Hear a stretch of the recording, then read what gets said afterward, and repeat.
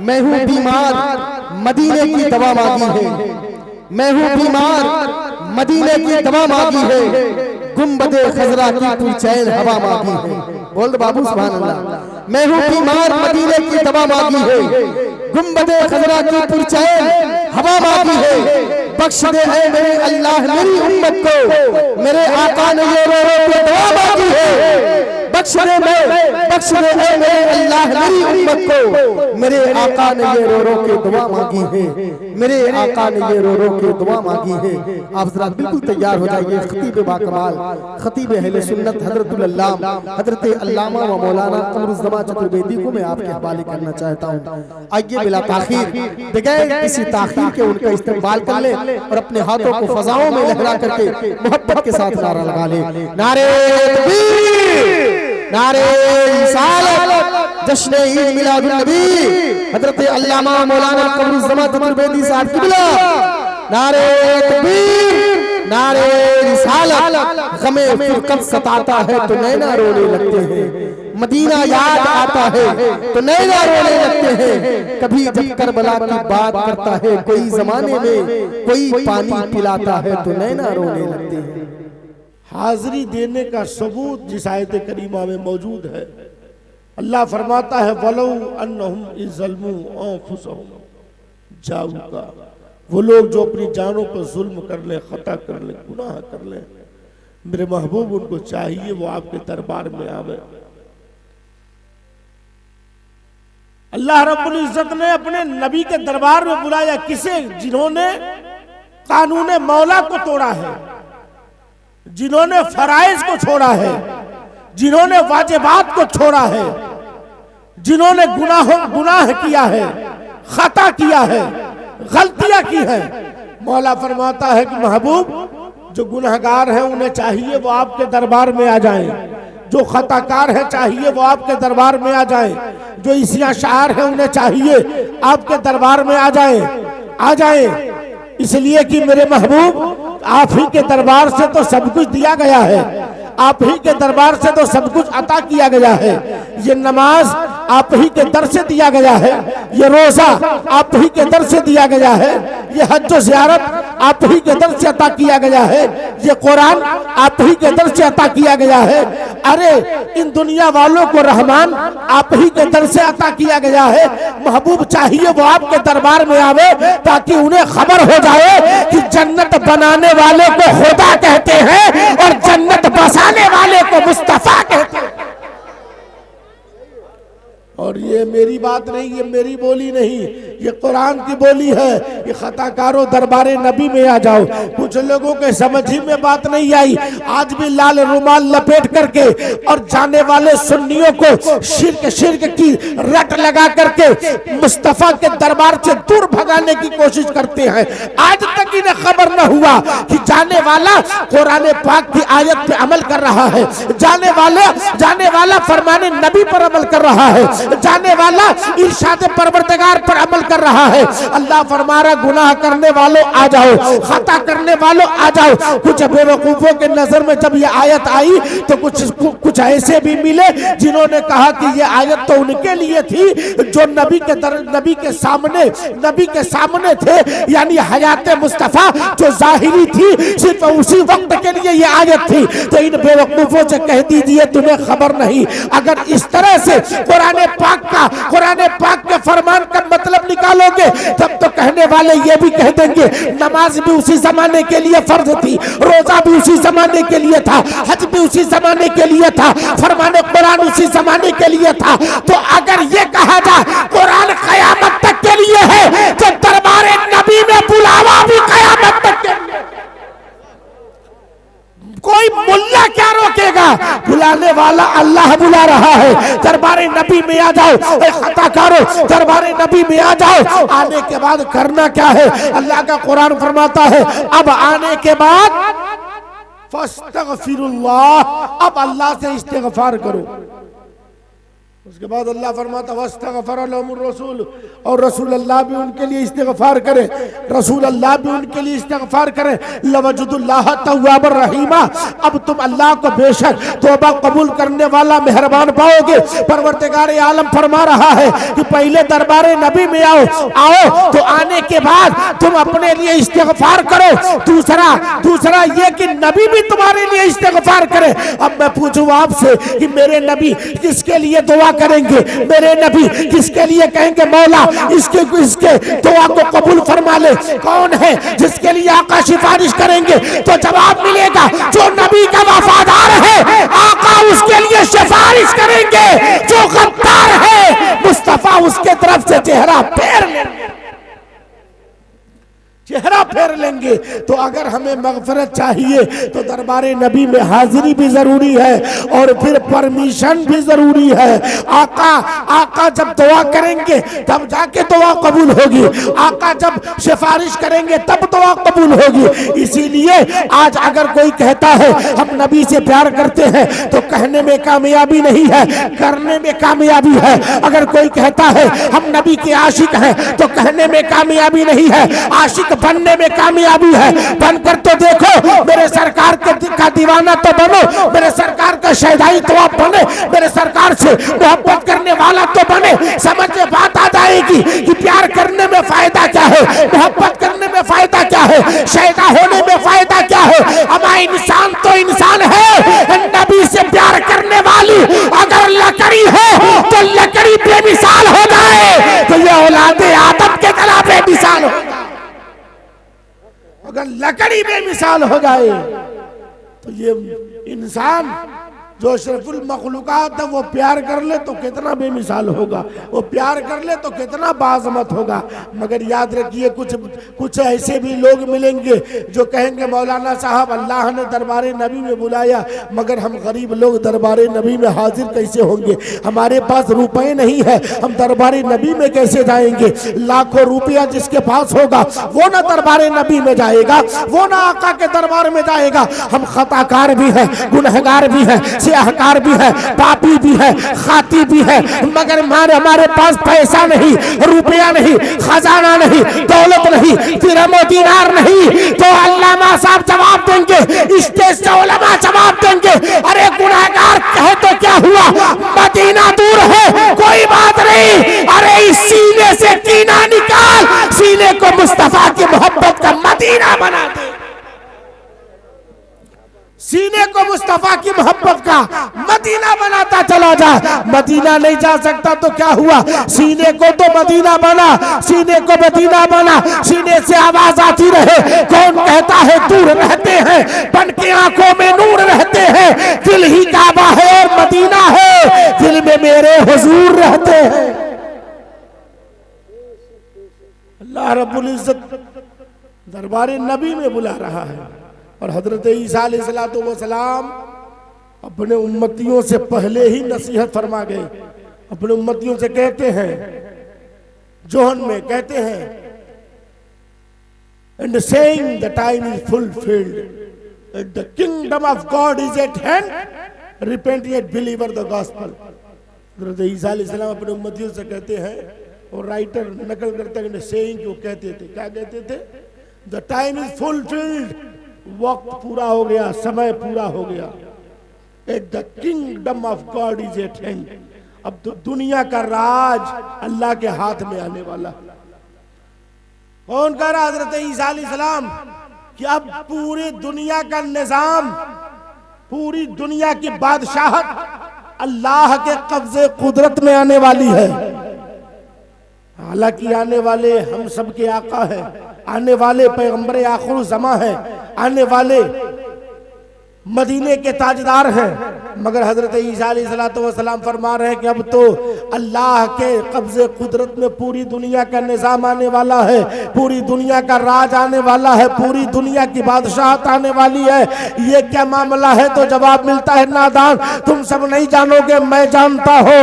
वो हम भी नबी हैं और आने वाले बहुत से नबी आए हैं, बहुत से रसूल आए हैं, बहुत से पैगंबर आए हैं, मगर इनका मकाम अलग है। है, इनका हाथ यदुल्लाह होगा, इनका चेहरा वजहुल्लाह होगा, इनकी ज़बान लिसानुल्लाह होगी, इनका कलाम कलामुल्लाह होगा, इनका दस्तूर निज़ामुल्लाह होगा, इनका हुक्म अमरुल्लाह होगा, इनकी शफ़क़त रहमतुल्लाह होगी, इनका फेंकना रमैतुल्लाह होगा, इनकी मोहब्बत हुब्बुल्लाह होगी। अरे हाल ये होगा कि चटाई पर मदीने का ताजदार बैठकर पूरी खुदाई को अपने कंट्रोल में किया होगा, पूरी कायनात को कंट्रोल में किया होगा। दुनिया देखेगी हाथ में खजाना नहीं है मगर वो मालिक कौनैन है, वो पास कुछ रखते नहीं, दोनों जहां की नेमतें हैं उनके खाली है। हज़रत ईसा अलैहिस्सलाम फरमा रहे हैं कि उनके अब अल्लाह के हाथ में निजाम आने वाला है। मतलब ये कि है लोगों, परवरदिगार आलम का सबसे महबूब रसूल आने वाला है, उसके हाथ में निजाम आने वाला है। फिर दूसरे मकाम पे फरमाते कहते if you love me keep my commandment and I will pray the God and he shall give you another comforter that he may be identity with you forever. Hazrat Isa अलैहिस्सलाम फरमाते हैं कि मेरे उम्मतियों, अगर तुम लोग मुझसे प्यार करते हो तो मेरे मशवरे को ले लो, और मैं अल्लाह से दुआ करूंगा कि वो खुदा तुमको दूसरा रहमतों वाला रसूल दे दे, वो रसूल जिस रसूल की रहमत तुम्हें कभी तनहा न छोड़े। ये किसने कहा? हज़रत ईसा अलैहिस्सलाम फरमा रहे जिस रसूल की रहमत तुम्हें कभी तनहा न छोड़े, जिस रसूल की रहमत तनहा न छोड़े। जरा अंदाजा लगाए हज़रत ईसा अलैहिस्सलाम मेरे आका सल्लल्लाहु अलैहि वसल्लम के रहमत को किस कदर मुलाहिजा फरमा रहे हैं। फरमाते हैं कि वो रहमतों वाला रसूल दे दे जिसकी रहमत कभी तनाव नहीं छोड़े, और यकीनन रसूल अल्लाह की रहमत है जो आज हम सबके साथ है, दुनिया में भी, उक़बा में भी, कब्र में भी, हश्र में भी, हर जगह मेरे सरकार की रहमत साथ में है। अमा दुनिया का कोई ऐसा न मिलेगा जो बाप मर जाए तो बाप के साथ कोई बेटा कहे कि बाप को अकेले नहीं जाने दूंगा, मैं भी बाप के साथ जाना चाहता हूँ। कोई ऐसा बेटा न मिलेगा, बेटा मरने पे कोई ऐसा बाप न मिलेगा जो कहे मेरा बेटा तन्हा कब्र के अंधेरे में रहेगा, मुझे मंजूर नहीं, मैं भी बेटे के साथ रहना चाहता हूँ। कोई ऐसा बाप न मिलेगा, कोई ऐसी माँ न मिलेगी, कोई ऐसी बीवी न मिलेगी, कोई ऐसा दोस्त न मिलेगा, कोई ऐसा रिश्तेदार न मिलेगा जो मरने वाले के साथ कब्र में मौजूद रहने को तैयार हो। जब सबने साथ छोड़ा, मुस्तफा कब्र में मौजूद है। ए मेरे उम्मती घबरा नहीं, जहां कोई तुझे बचाने वाला नहीं, अहमद मुख्तार तुझे सहारा देने वाला।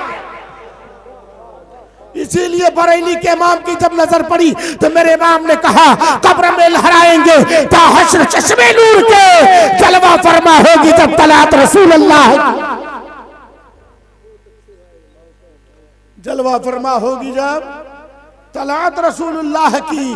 और फिर मेरे इमाम ने आगे भी कह दिया था तुझसे और जन्नत से क्या मतलब, वहां भी दूर हो। हम रसूलुल्लाह के, जन्नत रसूलुल्लाह की, हम रसूलुल्लाह के, जन्नत रसूलुल्लाह की।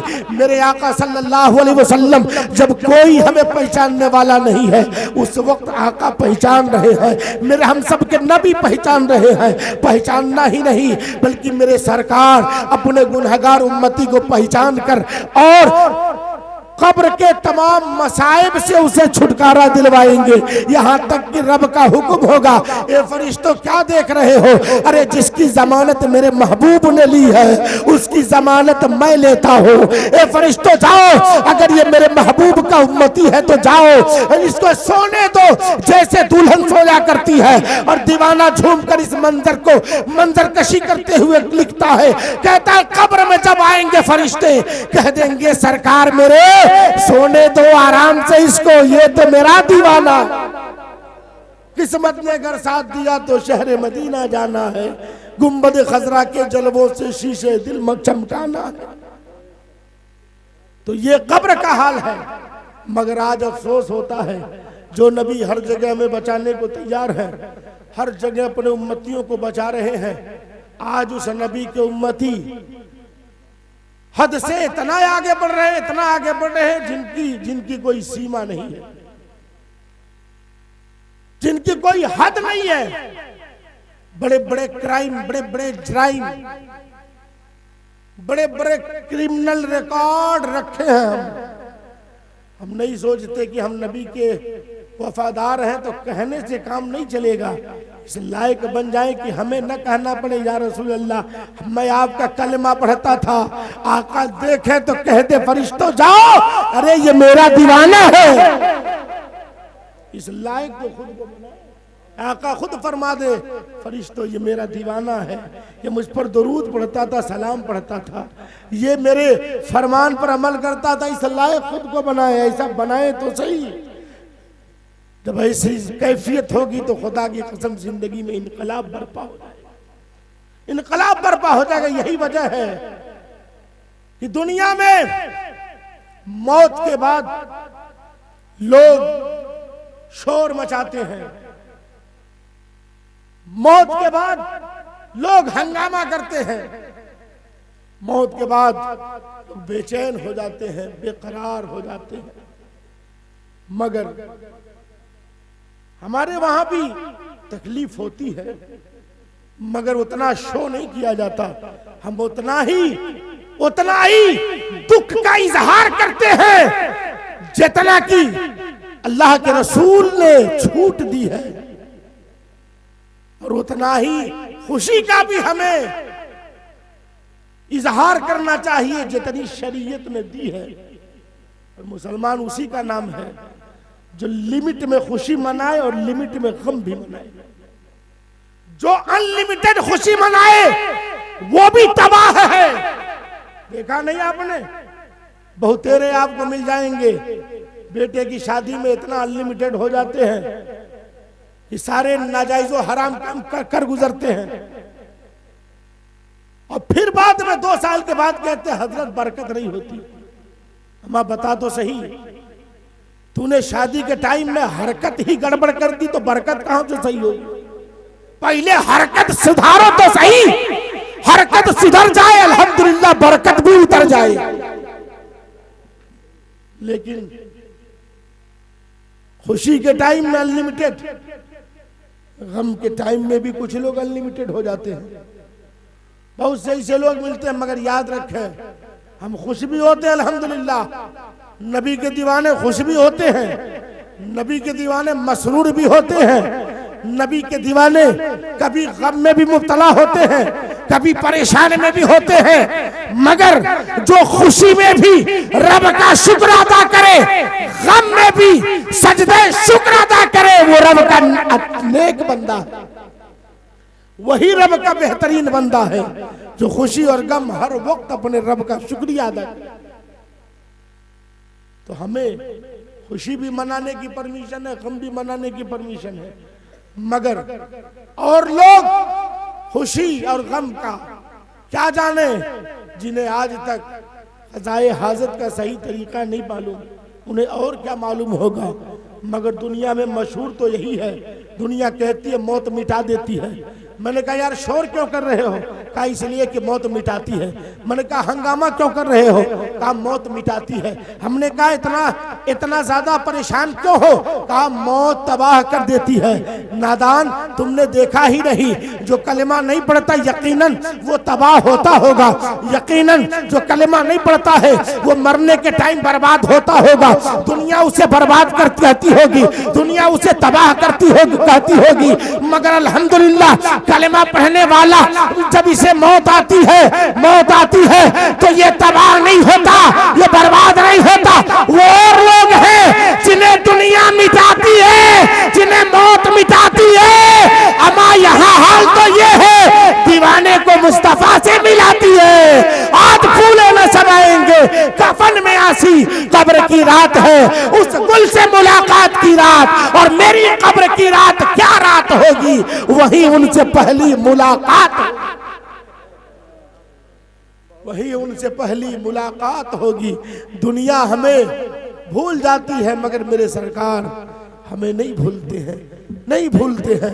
तो जब इतना सब कुछ मेरे सरकार अपने गुनहगार उम्मतियों के लिए कर रहे हैं, और ये सब एक नबी हजरत ईसा अलैहिस्सलाम अपने उम्मतियों से फरमा रहे हैं कि उनकी रहमत कभी तना नहीं छोड़ेगी, कभी साथ नहीं छोड़ेगी, हर वक्त अपने गुनहगार उम्मतियों के साथ रहेगी, हर वक्त साथ रहेगी। वो सफर में होंगे साथ रहेगी, हजर में होंगे साथ में होगी, वो जहां भी जाएंगे साथ में होगी।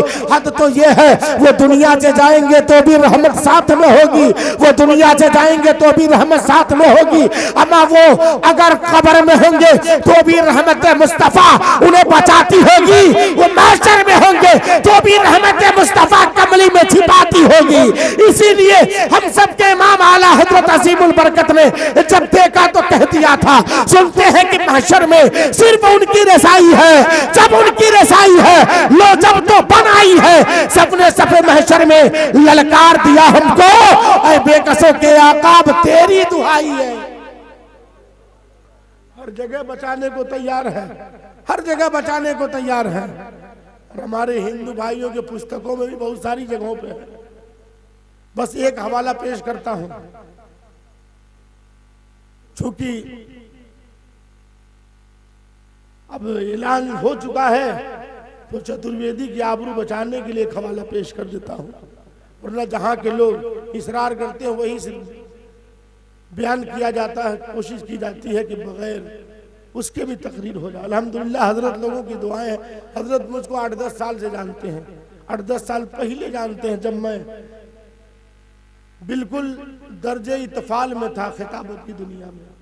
अभी भी प्राइमरी से निकल कर शोबे क्या कहते हैं समझ ले एदादिया में दाखिला हुआ, आज भी मुतल्लिम हूं। हजरत तब से जानते हैं, थोड़ी थोड़ी कोशिश की जाती है। ये हजरत लोगों की दुआएं हैं और ये उलमाए किराम की दुआएं हैं, जिस पर नजर डालते वो जमाने में बेमिसाल हो। उनके वहां भी इशारा किया गया है कि बख्शिश चाहिए तो रसूल अल्लाह के दरबार में जाना होगा, ये कहा गया है। एक हवाला जिसे ऋग्वेद में एक स्थान पर लिखा गया 2 लाइन का, उसके बाद यजुर्वेद में दोनों मिला के पढ़ता हूं। लिखते हैं, कहते हैं बुद्धा हमें पुरुष महंत तम सा प्रस्तात जनाजा अहमिदी पितुस्परी मेघामृत जगरबहन सुरी वाजिनी अयमिदव प्रतिवर्त जसवान संजयो मणि प्रजा धनंचर चतु परिपाड़ सुमंगल। कहते वो बहुत ज्यादा ज्ञानी है, बहुत बड़े ज्ञानी है। बुद्धा हमें महान तमादित इतने बड़े ज्ञानी हैं कि बड़े बड़े महान लोग उनके नाम का स्मरण करते हैं। फिर आगे लिखते हैं, कहते हैं कि अयमिदवे प्रतिवर्तो जस्वान संजयो मणि प्रजा धनंचर छदु परिपाड़ सुमंगल। अहमद वो हैं जो लौटते हैं तो मणि की तरह रोशन प्रकाशित होते हैं, लोगों के प्राण की और जान की धन की रक्षा हर कोण से यानी चारों तरफ से करते हैं। लोगों के प्राण की यानी जान की और लोगों के माल की रक्षा चारों तरफ से करते हैं। फिर कहते हैं आगे पापियों को स्वर्ग दिलाने वाले उत्तम श्रेणी के महान व्यक्ति हैं। पापियों को स्वर्ग दिलाने वाले, गुनहगारों को स्वर्ग दिलाने वाले बहुत महान व्यक्ति हैं। ये कौन कह रहा? हिंदू भाइयों की पुस्तक कह रही है। अंदाजा लगाएं मेरे सरकार प्यारे आका सल्लल्लाहु अलैहि वसल्लम अल्लाह की बारगाह में क्या अजीम मकाम रखते हैं और पूरी दुनिया इस बात को जानती है। बस चंद कुछ ऐसे लोगों के अलावा जो जानने के बाद भी आंख पे न देखने की पट्टी लगा चुके हैं, जिनके बारे में अल्लाह ने सुम्मुम बुकमुम पहले फरमा दिया था। इसलिए फरमाया था कि उनका सब कुछ बंद होता है। आंख होती है मगर आंख पर ताला बंद होता है, कान होता है कान पे ताला बंद होता है, जबान है जबान पे ताला बंद है, अरे हाथ है हाथ भी बंद है, पैर भी बंद है, दिल भी बंद है, अकल भी बंद है। जब सब बंद है इसीलिए उनका नाम भी, इसीलिए भाई सब उनका बंद है, सब बंद है। इतना बंद कि इन्हें कोई हदीस नहीं नजर आती, इन्हें कुछ नजर नहीं आता। अजीब हाल है, कुछ नजर नहीं आता तो सब बंद है। मोबाइल स्विच ऑफ हो जाए तो कुछ आएगा और जाएगा। जाएगा जाएगा कुछ नहीं आएगा, कुछ नहीं जाएगा, क्योंकि सारा फंक्शन बंद है, बंद है भाई साहब। यहाँ भी तो सब बंद है। जब बंद है तो कैसे कुछ आएगा जाएगा? अगर चाहते हैं बंद न हो तो क्या किया जाए? तो नजर से बुग़्ज़ इनाद का पट्टा हटा दिया जाए और देखें तो सही, नजर उठाकर तो देखो अल्लाह ने क्या मकाम दिया है, क्या मर्तबा दिया है। अल्लाह खुद फरमाता है वला सौफ़ा युअतीका रब्बुका फतरदा। अल्लाह फरमाता मेरे महबूब अनकरीब आपको इतना दिया जाएगा कि आप राजी हो जाएंगे, आपको राजी किया जाएगा। जरा पट्टी हटा कर तो देखो मेरे आका को क्या मकाम मर्तबा दिया गया। हदीस मुस्तफा है, मेरे आका सल्लल्लाहु अलैहि वसल्लम फरमाते हैं इन्ना रब्बी इस्तिशारनी फी उम्मती माज़ा अफ़अलु बिहिम फ़क़ुल्तु माशियता या रब्बी हम खल्क़ुका व इबादुका फ़स्तशारनी सानियता फ़क़ुल्तु लहू फ़स्तशारनी सालिसता फ़क़ुल्तु लहू फ़क़ाल अल्लाहु तआला अनख़ुज़ीका फी उम्मतिका या अहमदो व बश्शिरनी अव्वल मन यदखुलुल जन्नता मई मिन उम्मती 70 अल्फन मा कुल्लि अल्फिन लैसा अलैहिम हिसाब। मेरे आका सल्लल्लाहु अलैहि वसल्लम फरमाते हैं बेशक मेरे अल्लाह ने मुझसे सवाल किया, मेरे रब ने पूछा ए मेरे महबूब आपके उम्मतियों के साथ क्या किया जाए?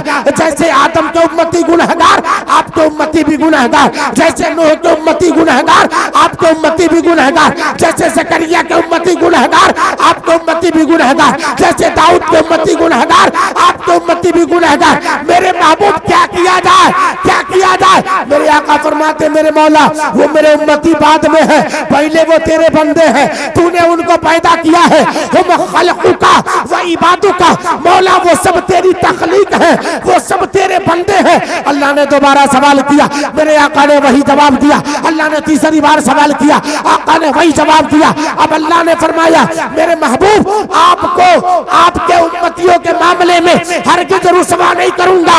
मेरे महबूब मैं आपको बशारत देता हूँ जन्नत में सबसे पहले आप जाएंगे। अल्लाह फरमाता मेरे महबूब जन्नत में सबसे पहले आप जाएंगे और आपके साथ 70,000 की जमात होगी। उन 70,000 में जितने हजार हैं उतने और 70,000 की जमात होगी जो इबादत की बुनियाद पर रही आपके चादर की बुनियाद पर जन्नत में दाखिल किए जाएंगे।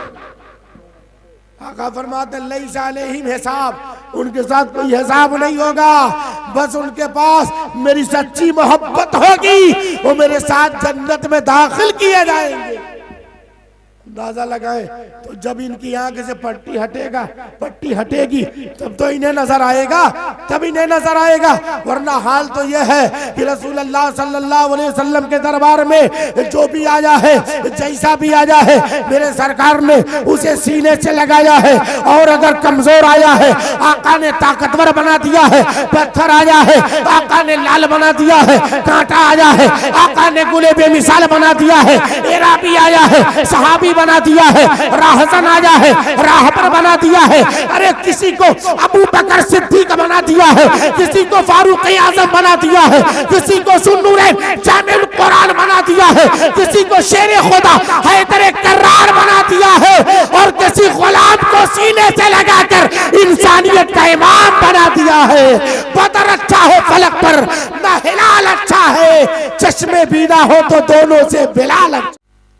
एक गुलाम जो अपने आका की बड़ी खिदमत करता था, बहुत खिदमत करता था, आका के साथ सफर में हजर में हर जगह मौजूद, घर में मकान में दुकान में कारोबार में हर जगह अपने आका की खिदमत करता था। एक दिन का ऐसा मामला हुआ, उसने देखा मेरा आका कहीं जाने की तैयारी कर रहा है, दामन थाम लिया, कहा आका हर सफर में मुझे साथ ले जाते थे, आज मुझे जाने के लिए नहीं कहा, क्या कोई स्पेशल सफर है? उसने कहा हाँ बड़ा स्पेशल सफर है, मैं हज्जे बैतुल्लाह के लिए जा रहा हूं। गुलाम अनपढ़ था, कहा हुजूर ये कौन सा सफर है, फायदा क्या है, क्या फायदा? उसके आका ने कहा ऐसे नहीं समझोगे, कहा सुनो इतना समझ लो कि वहां जाने से जन्नत का टिकट मिल जाता है। कहा वहां जाने से गलत क्या कहा था? आका ने फरमाया था मन ज़ारा कब्री वजबत लहू शफाअती, जिसने मेरे कब्र की ज़ियारत की उस पर मेरी शफाअत वाजिब, यानी उसे जन्नती टिकट देना मुझ पर वाजिब। पलट कर कह दिया, कहा कि वहां से तो जन्नत का टिकट मिलता है। गुलाम ने कहा हुजूर मुसाफा करें, सफर की तैयारी करें, मेरे लिए दुआ करें, मैं भी इंशाअल्लाह कभी रब ने चाहा तो मैं भी हाजिर हो जाऊंगा। आज के हालात जो हैं, सर्वे किया जाए तो हर गांव से तकरीबन 20% ऐसे लोग मिलेंगे जिन पर हज फर्ज है। 20% बल्कि जायद ही निकल जाएंगे हर गांव से। मगर क्या हाल हमने बना रखा है कि न मदीना याद आता है, न मकाम इब्राहिम याद आता है, न हजर अस्वद याद आता है। क्या हमने अपना हालात बना दिया है। 10-15 साल पहले का हाल ये था, मदीना का नाम सुनकर लोग रोने लगते थे। वो तड़प थी, वो मोहब्बत थी। आज तो हमने अपनी जिंदगी को खिलवाड़ बना दिया। कल का हाल था, कल हम दुआ करते थे दिखा दे या इलाही वो मदीना कैसी बस्ती है जहां पर रात दिन मौला तेरी रहमत बरसती है। आज हम इतने बखील की 1.5-2 लाख रुपया बचाने के लिए डर के मारे अपने बेटों से नहीं कहते कि बेटा मदीना दिखा दे। प्रॉपर्टी के मालिक हम, मगर ख्वाहिश ही नहीं है, वरना पैदा तो करो ख्वाहिश। बहुत पहले किसी ने कहा था उठ बांध कमर क्यों डरता है, फिर देख खुदा क्या करता है। हिम्मत मर्दा मदद खुदा, कदम बढ़ाओ तो सही, मुकम्मल फैसला तो करो कि हाँ जाना है। दीवाने ने कहा था अगर तैयबा में जाने से गरीबी ने मुझे रोका तो मैं अपना बेच दूंगा, घर जो होगा देखा जाएगा। ये है दीवाने, ये है दीवाने। हम क्या करते हैं, अगर हमारा बेटा सऊदीया चला गया और वहां से जो है पा गया टिकट बुला लिया तब तो ठीक है, वरना यहां से बहुत कम ऐसे लोग पाए जाते हैं जिनके दिल में तड़प हो कि मैं आका के दरबार को देखूं, जिनके दिल में ये ख्वाहिश हो मैं दरबार मुस्तफा में हाजिर हो जाऊं। क्या हाल हमने बनाया है। अब आप खुद अंदाजा लगाए दुनिया की मोहब्बत कितनी हमारे सीने में है, जबकि सबसे ज्यादा मोहब्बत तो सरकार से करना था। वो दीवाना अपने आका को रुखसत किया, आका हज के तमाम अरकान को अदा किया, वापस आ गया। आया तो दीवाने ने दामन थाम लिया, कहा आका पता नहीं मैं हज पे जा पाऊंगा कि नहीं, वो जन्नती टिकट मुझे मिलेगा कि नहीं। हुजूर कम से कम वो टिकट दिखा दे तो सही, देख लूं कैसा होता है जन्नती टिकट। उसके आका के पास जन्नती टिकट तो तब न दिखाए, कहा यार सफर से हारे थका आया हूं, बाद में देख लेना। कल सुबह हुई, दामन थाम लिया, कहा आका अब तो हारे थके नहीं हो, टिकट दिखा दो। उसने कहा यार जरा सा सामान इधर उधर बिखरा पड़ा है, सही तो हो जाने थे, कल देख लेना। कल फिर पहुंचा, कहा आका दिखा तो सही। बहाना करते करते उसका आका थक गया, खुद अपने हाथ से कागज पे लिख लिया कि ये जन्नती टिकट है, फला इब्ने फला के नाम इलाट किया जाता, लिख के दिखाया, कहा ये देख यही जन्नत का टिकट है। मगर वो दीवाना था, कागज को उठाया, आंखों से लगाया, सिर पे रखा, चूमने लगा, ज़ारू कतार रोने लगा, कहा काश मैं भी इस काबिल हो जाता, काश मैं भी जन्नती टिकट पा जाता, काश मैं भी हज बैतुल्लाह कर लेता। काश कहता रहा, मगर दिल में उम्मीद बेदार हो रही है, उम्मीद और अरमान बेदार हो रहे हैं। दिल में नया जोश अंगड़ाई दे रहा है। आका को टिकट दिया और उसी दिन से 1-1 रुपए के इंतजाम करना शुरू किया। चंद साल गुजरे थे, अपने आका के पास आया, कहा हुजूर अब आप मुझे इजाजत दो, क्योंकि मैं आपका गुलाम हूं, अब मैं हज बैतुल्लाह के लिए जा रहा हूं, अब मैं जन्नती टिकट लेने के लिए जा रहा हूं। आया, आने के बाद इजाजत लिया, इजाजत लेके निकला है, हज बैतुल्लाह करने पहुंचा है, तमाम अरकान को अदा कर रहा है। और बार बार ख्याल आ रहा है यार वो जन्नत वाला टिकट नहीं मिला, चाहे जमजम को पिया, ख्याल आया जन्नत का टिकट नहीं मिला, जाके सफा मरवा की साई किया, ख्याल आया जन्नती टिकट नहीं मिला, शैतान को कंकरी मारा, ख्याल आया जन्नती टिकट नहीं मिला, मैं नाम कुर्बानी किया, ख्याल आया जन्नती टिकट नहीं मिला। फिर उसके बाद मकाम इब्राहिम पर नमाज पढ़ा, इसके दिल में ख्याल आया यार जन्नती टिकट नहीं मिला, हजर अस्वद को चूमा, ख्याल आया जन्नती टिकट नहीं मिला, जन्नती टिकट नहीं मिला। अचानक इसे ख्याल आया अच्छा कोई बात नहीं, काबे में जन्नती टिकट नहीं मिला तो क्या हुआ, ये काबा है और मदीने में काबे का काबा है। हाजियो आओ शहंशाह का रोजा देखो, काबा तो देख चुके, काबे का काबा देखो। अगर यहाँ टिकट नहीं मिला तो कोई बात नहीं, वहाँ टिकट मिलेगा जहाँ यतीमों को सीने से लगाया जाता है, वहाँ टिकट दिया जाएगा। जहाँ मुफलिसों को सीने से लगाया जाता है वहाँ टिकट मिलेगा। जहाँ पे पिछले तबके के लोगों को बराबरी का अधिकार दिया जाता है, जहाँ पूरी दुनिया को अमन और शांति का पैगाम दिया जाता है। मक्का शरीफ से वापस हुआ है, मदीनतुल मुनव्वरा पहुंचा है, दरबारे नबी में हाजिर हुआ है, सलाम भी पढ़ा है, दुरूद भी पढ़ा है, फातिहा भी पढ़ा है, चादर को चूम रहा है, दरबारे नबी के खाक को पोछा दे रहा है। एक दिन गुजरा है मगर ख्याल आया जन्नत का टिकट नहीं मिला, दूसरा दिन गुजरा ख्याल आया जन्नत का टिकट नहीं मिला, तीसरा दिन गुजरा ख्याल आया जन्नत का टिकट नहीं मिला। दिन गुजरता रहा, यहाँ तक कि लोग वापसी की तैयारी करने लगे। ये दीवाना था, दरबारे नबी में आ गया, जालियों को थाम लिया, कहा या रसूल अल्लाह मैंने सुना है आपके दरबार में अपना और पराया नहीं देखा जाता, ऊंच और नीच नहीं देखा जाता, मुफलिस और मालदार नहीं देखा जाता। या रसूल अल्लाह मेरा आका आपके दरबार से जन्नत का टिकट पा गया मगर मैं गरीब जन्नत का टिकट नहीं पाया। या रसूल अल्लाह मैं जानता हूँ आपके खानदान में, आपके घराने में किसी के साथ दो तरफा व्यवहार नहीं किया जाता। मेरे आका आपका दरबार तो वो दरबार है कि मेरे करीम से अगर कतरा किसी ने मांगा दरिया बहा दिए हैं, तुरबे बहा दिए हैं। मेरे आका सबको अता किया जाता है, फिर मुझे अता क्यों नहीं किया गया। मेरे आका मेरे सरकार मैं तब तक नहीं जाऊंगा जब तक कि वो जन्नत का टिकट न मिल जाए। मेरे आका मैं जान दे दूंगा, खाना भी छोड़ दूंगा, पानी भी छोड़ दूंगा, कहीं नहीं जाऊंगा, इसी खाक पे सर मार मार के अपनी जान दे दूंगा मगर बगैर टिकट के वापस नहीं जाऊंगा। दरबारे नबी में ज़ारो कतार रो रहा है, आंसुओं की बारिश हो रही है। दरबारे नबी में जब यह हाल हुआ है मेरे सरकार कब्र अनवर में मौजूद है, एक जलजला पैदा होता है और जलजला पैदा होते ही कब्र अनवर से मेरे सरकार का दस्ते मुबारक जाहिर होता है। दस्ते मुबारक में टिकट भी मौजूद है जिसमें लिखा है बर्रा बरीउम मिनन नार, ऐ दीवाने ले तुझे जहन्नम की आग से आजाद किया जाता है।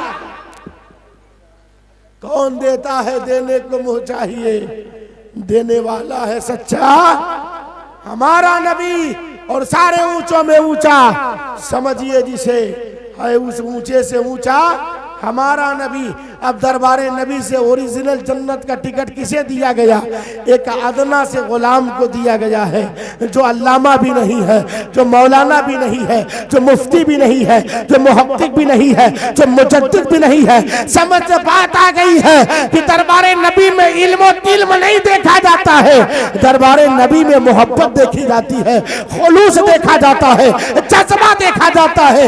इसलिए आप भी अपने सीने को, इस सीने को पाक कर लो, सीना में कीना नहीं रहे, फकत मुस्तफा का मदीना रहे, फकत मुस्तफा का मदीना रहे। जब मदीना होगा तब हमारे लिए कामयाबी है। और अगर यूं ही जिंदगी गुजरती रही कि सुबह होती है शाम होती है, उम्र यूं ही तमाम होती है, तो हमारे लिए फायदा नहीं है, बेनिफिट नहीं है। बेनिफिट तब होगा जब हम अपने सरकार से सच्चा प्यार करें, जब अपने नबी से सच्चा प्यार करें। किसे नहीं मालूम है कि मेरे आका सल्लल्लाहु अलैहि वसल्लम कायनात के मालिक व मुख्तार बनाएगा। जब बात समझ में आ रही कि नहीं आ रही, समझ रहे हैं आप लोग? हेलो, एक्सक्यूज मी, खैरियत है? माशाअल्लाह, खाना वगैरह खा लिए हैं ना? अल्लाह आप जैसे नौजवानों को सलामत रखे, है ना। लेकिन सलामत रहिएगा, हाँ सलामत रहिए। सलामती के लिए ज़रूरी है कि दीन के उसूल व ज़वाबित को मानिए। अगर हम जवान हैं तो अली अकबर की जवानी हमारे लिए मिशले रहा।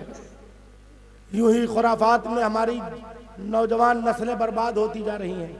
थोड़ा सा सोचे तो सही, कुछ करने से पहले सोचे कि आप नबी के गुलाम हैं।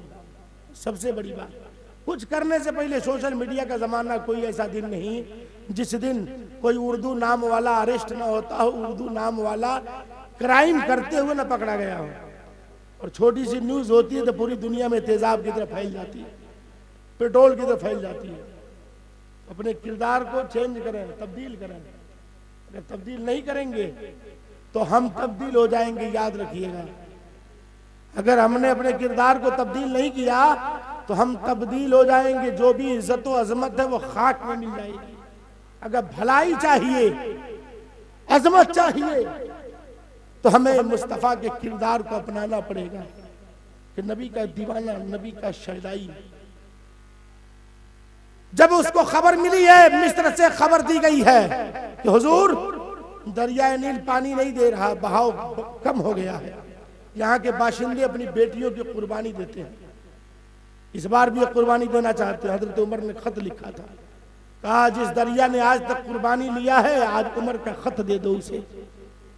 लोग तमाशा देख रहे थे कि जो दरियाए नील बगैर कुर्बानी के बहाव जारी नहीं करता, पानी फुल नहीं आता, क्या आज खत के जरिए पानी को जारी करेगा? लेकिन हजरत उमर का खत पढ़ना था कि लोगों ने देखा था वो खत है कि आज जब पानी दिया है तो आज तक कभी बंद नहीं हुआ है। वो उमर का खत है। ये है दीवाने।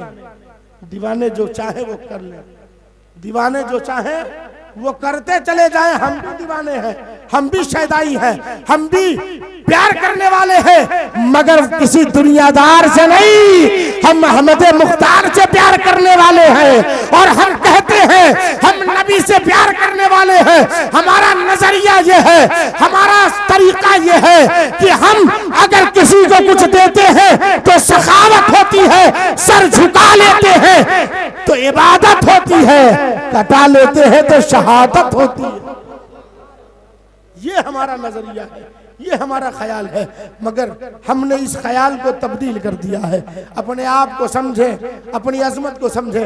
अल्लाह का कुरान फरमाता है कि गुनाह करने वालों, खता करने वालों, मेरे नबी के दरबार में आ जाओ, मेरे नबी के दरबार में आ जाओ। दरबार नबी में बुलाया जा रहा है। और दरबार नबी में बुलाने की एक वजह यह भी है कि मेरे सरकार ने बेशुमार लोगों को जन्नत का मुजदा सुना दिया। वो 10 अशरे मुबश्शरा तो है ही, उनके अलावा बेशुमार ऐसे सहाबी हैं जिनके लिए मेरे सरकार ने जन्नत की बशारत दे दी। अब आप अंदाजा लगाएं, हम दरबार नबी में जैसे जानते हैं, जब मजमे में लोग तवज्जो नहीं देते हैं तो जहन डिस्टर्ब होता है। तकरीर पूछिएगा तकरीर करने वालों से, तकरीर करने में बड़ा जहन, माइंड अपना काम करता है, माइंड तलाशता है क्या कहना है, क्या बोलना है। जबान बोलने का काम करती है, दिल अपना काम करता है, हर बॉडी के पार्ट अपना अपना काम करते हैं। उसमें अगर ऐसा लगे कि बात जो बाउंस जा रही है तो फिर सारे बॉडी के पार्ट काम करना धीरे धीरे बंद करने लगते हैं, है ना। वक्त ऐसे मेरा खत्म होने वाला है, 2-4-5 मिनट और बचा होगा, थोड़ा सा सब्र करें। तो ये है तरीका। थोड़ा सा तकरीर के टाइम में ज़्यादा और तफरीह के लिए थोड़ा सा साइड हो जाए करें। महफिल पाक में बैठ के तफरीह करने में गुनाह ज़्यादा मिलता है, ये तो उलमा बताते ही होंगे। और आप जैसे, आपके गांव जैसा शिक्षित गांव के लोग अगर न जाने, अजान के टाइम में कब्रिस्तान में, मस्जिद में, महफिल रसूल में बैठना बड़ा रेयर जगह है। ये बहुत रेयर जगह है। यहाँ थोड़ा सा मिस्टेक आप करेंगे तो जितनी नेकी नहीं मिली है उससे ज्यादा आपको गुनाह मिल जाएगा। तो ये मैंने अपना समझा, आपको बता दिया। हो सके आप इसको मान ले तो हमारी कोशिश यही होती है, एक बात पे अगर कोई अमल कर ले तो सारे रात का जलसा ये कामयाब हो गया। तो कोशिश करें, हमारे नौजवान भाई हो, जवान भाई हो, आप लोग सिर्फ सुनना नहीं बल्कि सुने पे अमल करने की भी कोशिश करें। ऐसा भयानक दौर आया है कि ऐसे ही सालों साल से हम सुनते चले आ रहे हैं मगर कोई फायदा नहीं हुआ। जरा सा अमल के मैदान में आए तो सही है, सुनने में सवाब मिलता है, मगर अमल करके तो देखें, जिंदगी बदल जाएगी। अमल तो करें, अमल के मैदान में आए, जिंदगी ऐसी तब्दील होगी कि आप खुद अपने आप पर रश्क करते नजर आओगे। मेरे आका सल्लल्लाहु अलैहि वसल्लम के सदक़े में हम इतने बुलंद वाला हैं, इतने बाज़मत हैं, और इतने बाज़मत होने के बाद हम अगर गलत काम करें तो हमारे लिए जेब नहीं देता। हमारे लिए बेहतर तो ये है कि हम आला काम करें, बुलंद काम करें। और इसके तरफ इशारा करते हुए एक राइटर है जिसने किताब लिखी जिसका नाम मोहम्मद एंड मदीना है। ये किताब का राइटर लिखता है, कहता है, and establish a religious of A six the human rights today, this is not the work of A Twitter और लेक्चर। आज के इस आध्यात्मिक दौर में, तरक्की याफ्ता दौर में, समाज इतना तरक्की कर चुका है, मगर ऐसे समय में भी पूरी दुनिया में छठवां भाग है, छठवां हिस्सा है जिसकी रहनुमाई मोहम्मद रसूलुल्लाह का कल्चर कर रहा है, मोहम्मद रसूलुल्लाह की शिक्षा कर रही है, मोहम्मद रसूलुल्लाह की तालीम कर रही है। जरा अंदाजा लगाएं वो तालीम कितनी बुलंद है कि छठवें भाग की रहनुमाई कर रही है। ये नहीं कहा सिर्फ मुसलमानों की रहनुमाई कर रही है, बल्कि छठवें भाग की रहनुमाई कर रही है। आज अगर कोई सबसे बड़ा इखलाकमंद नजर आए, कलेमा पढ़ने वाला न हो, तो समझ लेना इखलाक प्यारे आका सल्लल्लाहु अलैहि वसल्लम ने जो पेश किया था वही इखलाक है जो उसकी रहनुमाई कर रहा है। अगर कोई अच्छी तबीयत का मालिक है तो मेरे सरकार का किरदार देख लेना, समझ में आ जाएगा। किरदार मुस्तफा को देख करके वो अपने किरदार को बदला हुआ है। दुनिया तरक्की कर चुका है, मगर आज भी छठवां वर्ग है जिसकी रहनुमाई रसूलुल्लाह की शिक्षा, रसूलुल्लाह का कल्चर, रसूलुल्लाह की तालीम कर रही है। मगर वही अफसोस ये है कि आज मुसलमानों में 80% ऐसे लोग हैं जहां से इस्लाम के तमाम उसूल धीरे धीरे बाहर होते नजर आ रहे हैं। इस्लाम के उसूल में पर्दा था, हमारी माँ और बहनों के दरमियान से पर्दा गायब हो रहा है। इस्लाम के उसूल में अखलाक था, हमारे दरमियान से अखलाक खत्म हो गया है। इस्लाम के उसूल में मोहब्बत था, मोहब्बत खत्म हो गया है। इस्लाम के उसूल में इबादत था, इबादत खत्म हो चुका। आज इस्लाम के उसूल में तहजीब था, तमद्दुन था, वो भी खत्म हो चुका है। धीरे धीरे 80% तो खत्म ही हो गया है, सिर्फ 20% बचा है। आज फिर अगर हम पर आफत आती है, मुसीबत आती है, तो हम कहते हैं आफत आ गई। जी नहीं, आफत हम खुद लेकर आए हैं, तबाही हम खुद लेकर आए हैं, परेशानी हम खुद लेकर के आए हैं। अगर बचना है और सरबुलंद होकर रहना है, अगर सरदार बन के रहना है, अगर बावकार बनकर रहना है, तो याद रखो नबी का गुलाम बन जाओ, बावकार हो जाओगे। नबी के गुलाम बन जाओ, बाज़मत हो जाओगे। नबी के गुलाम बन जाओ, दुनिया में सरबुलंद हो जाओगे। वो इसलिए कि जो नबी का गुलाम होता है, वक्त का वो इमाम होता है, और जिससे टकराए ये नबी वाला, उसका जीना हराम होता है। और अल्लाह ने इकबाल ने कह दिया था कि मोहम्मद से वफा, तूने तो हम तेरे हैं, ये जहां चीज है क्या लौहो कलम तेरे। तो अजमत चाहिए, वकार चाहिए, तो हमें तालीम इस्लाम को अपनाना होगा, इस्लाम के उसूल को। बात खत्म करते हुए, चूंकि आज हम दुनिया से कदम मिलाना चाहते हैं। हम सोचते हैं अगर कोई बड़ा मकान बना ले तो हम भी बड़ा मकान बनाते हैं, अगर कोई शानदार सूट पहन ले तो हम भी शानदार सूट पहनते हैं, कोई शानदार गाड़ी रखे तो हम भी शानदार गाड़ी रखते हैं। मगर दुनिया शानदार तालीम दे रही है और हमारे पास शानदार तालीम नहीं है।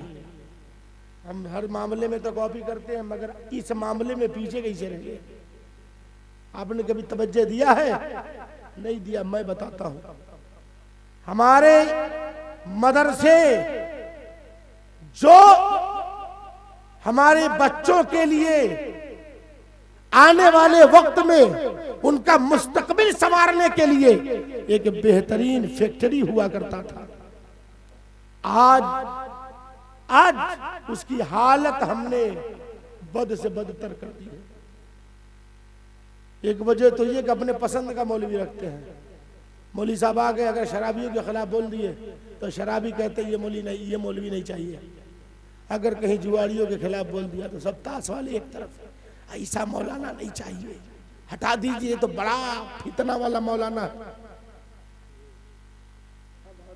जिस जैसे लोग हों, अगर वैसा खिताब हो जाए तो मौलाना गड़बड़। एक जगह मौलाना साहब ने कह दिया ना कि जितने बेनमाजी जहन्नम में जाएंगे। क्या गलत कहा था, मगर सब बरहम हो गए। मौलाना साहब ने कहा रे माफ करो यार, तुम लोग अजीब आदमी हो, तुम लोग तो ईद बकरीद पढ़ते हो ना, तो कहाँ बेनमाजी हो, तुम तो नमाजी हो। एक जगह मौलाना साहब तकरीर कर रहे थे, हज़रत ईसा अलैहिस्सलाम आसमान पर है। जुमा बाद एक आदमी का पहुंच गया, कहा हजरत अरे भाई इतना दिन से हैं, कई 100 साल हो गया, वो खाते क्या है? हजरत ने कहा बेहुदा, 3 साल हो गया आज तक तू मुझसे पूछा ही नहीं, तू क्या खाते, आप क्या खाते हैं? हाँ, इमाम की फिक्र नहीं है, और चले हजरत ईसा अलैहिस्सलाम की फिक्र करने। हाँ, जो तुम्हारे भरोसे तुम्हारे गांव में आया है उसकी फिक्र नहीं है, जो अल्लाह के बाद अल्लाह के यहाँ है उसकी फिक्र कर रहे हो। तो ऐसा हाल है हमारी कौम का, ये हाल है अपने मर्जी का। तो एक तो ये कि जब कोई जम के नहीं रहेगा तालीम कहां से बेहतर होगी, पहला पॉइंट। दूसरा पॉइंट ये कि हमने समझा है कि मदरसा बस धान गेहूं दे दिया, काम खत्म हो गया, बस अब कुछ देने होने की जरूरत नहीं है। यही तो मदरसा था जहां से अपने बेटों को हम कम से कम हाई स्कूल तक की तालीम दे सकते थे। हाँ, जो तालीम हम बाहर खरीदते हैं, इतना कीमती वो तालीम क्या अपने मदरसे में नहीं दे सकते? आपका मदरसा देख रहा हूं, बिल्डिंग के एतबार से, जगह के एतबार से इतना ज्यादा अच्छी तालीम हो तो हजारों हजार बच्चे पढ़ सकते हैं। आज 100-150 बच्चों के लिए आप परेशान होते हैं कि 100 बच्चे मदरसे में नहीं है, 50 बच्चे नहीं है ना। आप तालीम अच्छी करें तो हजारों बच्चों के लिए वो फैक्ट्री होगी जो लोगों को सीधा राह बताएगी, जो उनको उनकी मंजिल बताएगी। क्या आप इंग्लिश की तालीम बाहर खरीदते हैं, आपके मदरसे में वो नहीं दिया जा सकता? मैथ आपके मदरसे से नहीं दिया जा सकता था? साइंस आपके मदरसे से नहीं दिया जा सकता था? कोई ऐसा आदमी नहीं है जो शिक्षा में एक साल में एक बच्चे में 50,000 न खर्च करता। किताब कॉपी एडमिशन ड्रेसिंग वगैरह जूता क्या क्या लेने के बाद 50,000 खर्च होता है। अगर इंग्लिश मीडियम है तब, हिंदी मीडियम है तो 10,000 कम कर दीजिए, 15,000 कम कर दिया, 35 से 40,000 लगना है साल का खर्च। आप अगर इसका 50% मदरसे में देते या नहीं 50, अगर 25% ही मदरसे में देते तो आप काउंट कर लीजिए, साल में आप 40,000 वहां देते हैं, 40 के बजाय आप 10,000 साल में देते मदरसे को, और हर घर से 10,000 आता, कितना हो गया? 100 घर की आबादी है, तब कितना हुआ? कितना हुआ? 1 लाख 10 लाख हुआ कि नहीं हुआ? हो गया कि नहीं? अब बताओ 10 लाख रुपए में आप कौन सी तालीम अपने बच्चे को नहीं दे सकते हो? कौन टीचर मदरसे में नहीं रख सकते हो? आपका पैसा भी बचता, आपकी आबरू भी बच जाती, लेकिन नहीं, हमने अपनी बेटियों के हाथ में बैग दिया, उन्हें पैदल 4 किलोमीटर 5 किलोमीटर तालीम सीखने के लिए भेजा। शिक्षा के नाम पर वो अपने इज्जत और अजमत का जनाजा निकालती हुई नजर आ रही है, शिक्षा के नाम पर बेपर्दा हो रही है। वो काम आपके मदरसे से हो सकता था, लेकिन आपने तवज्जो नहीं दिया। ये हो सकता है, पॉसिबल है। अगर आप चाहें, सारी तालीम हिंदी इंग्लिश मैथ जो कुछ भी बाहर पढ़ाया जाता है वो सब अंदर पढ़ाया जाएगा। आपकी बेटी सुरक्षित भी होगी, आपका बेटा भी महफूज होगा। जहां पे कुरान पढ़ेगा वहीं पे कुरान के साथ साथ इंजीनियर डॉक्टर बनने की तैयारी भी करेगा। तो कहने दिया जाए, जब ऐसी तालीम होगी तो ईमान भी बचेगा, ईमान भी सलामत रहेगा, और साथ में पूरी सुन्नियत भी सलामत रहेगी। ईमान भी बचेगा, जान भी बचेगी। आज हमारे हाथ में कलम का पावर नहीं है, इसीलिए कलम का पावर नहीं, इसीलिए हम परेशान हैं। दूर दूर तक बता दें, कहीं आपने एसओ देखा हो, थानेदार देखा हो, कमिश्नर देखा हो, आईएएस ऑफिसर देखा हो, आईपीएस देखा हो, डीएम देखा हो, एसडीएम देखा हो, जज देखा हो, कलेक्टर देखा हो, कहीं आपने मुसलमान देखा? नहीं देखा। कहाँ से देखोगे, पढ़ाया ही नहीं हमने। आज़ादी के बाद से तालीम के मैदान में हम सबसे पीछे हैं। अपने औलादों को पढ़ाइए, और ये तालीम खरीदने से नहीं मिलेगी। अपने मदरसे में ये तमाम तालीम का इंतजाम कीजिए, सारी तालीमात मदरसे से दी जाएगी। आपके सारे टीचर जो बाहर शिक्षा देते हैं आपके अंदर शिक्षा देंगे, ताकि आपके बच्चे अच्छे मुस्तकबिल के मालिक होंगे, अच्छी तरह दुनिया के साथ कंधे से कंधा मिलाकर कह सकेंगे, हाँ कल के दौर में जैसे हर सब्जेक्ट में हम सरदार थे, आज फिर हम सब में सरदार हैं। आजादी से पहले हर सब्जेक्ट में हम सरदार थे। साइंसदान सबसे बड़े हम थे, फिलॉसफी हम थे, इंजीनियर सबसे बड़े हम थे, हकीम सबसे बड़े हम थे, हर फील्ड में हम आगे थे। आज सबसे पीछे हो गए हैं, सिर्फ शिक्षा को हमने छोड़ा है। आज भी हो जो बराहीम सा ईमा पैदा, आग कर सकती है अंदाजे गुलिस्तां पैदा। अल्लाह रब्बुल इज्जत मरहूम सिराजुल हक साहब को मौला करवट करो जन्नत अता फरमाए, और आपके मदरसे को दिन दूनी रात चौगुनी तरक्की अता फरमाए। आने वाली नस्लों को मौला हजरत मोहम्मद बिन कासिम का जज्बा अता फरमाए। पढ़िए मेरे साथ, अस्तगफिरुल्लाह रब्बी मिन कुल्लि ज़म्बि व ज़नबतहु व अतूबु इलैहि, ला इलाहा इल्लल्लाह मुहम्मदुर रसूलुल्लाह। कभी भी जिक्र सरकारे दो आलम हम न छोड़ेंगे, खुदा तौफीक दे ये राह, मरते दम न छोड़ेंगे, कहो तो छोड़ दें ये जान तन दुनिया के दीवानों, मगर हम दामने सरकारे दो आलम न छोड़ेंगे। इस्लाम जिंदाबाद, मजहब इस्लाम पाइंदाबाद। वमा अलैना इल्लल बलाग। अस्सलामु अलैकुम व रहमतुल्लाह।